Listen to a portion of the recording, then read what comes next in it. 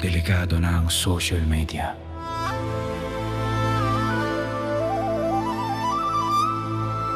Parang kalsadang puno ng ilaw, pero walang direksyon. Makinang sa labas, bulok sa loob,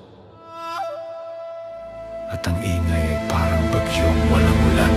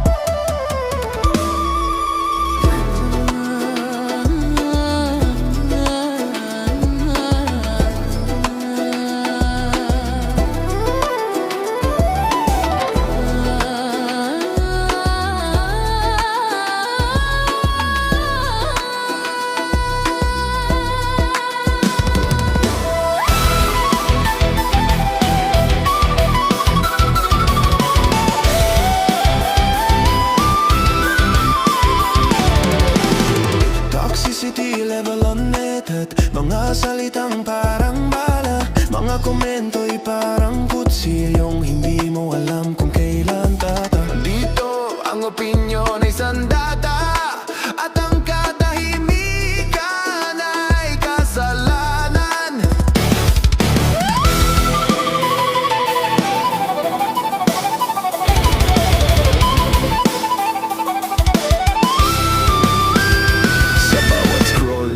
May sigaw, may away, may apoy na walang dahilan. May taong naghahanap lang ng pahinga, pero ang natatagpuan ay unos, gawa ng mga daliring hindi marunong huminto. Toxicity level 100. Mga mukha na hindi mo kilala, pero kay bilis humusga. Mga kaibigang naging estranghero, mga estrangherong naging hukom. Toxicity level 100. Parang hangin na may halong usok, hindi mo nakikita, pero unti-unti kang sinasakal. Isang dagat na puno ng alon, pero walang tubig. Puro ingay, puro galit, puro pagod.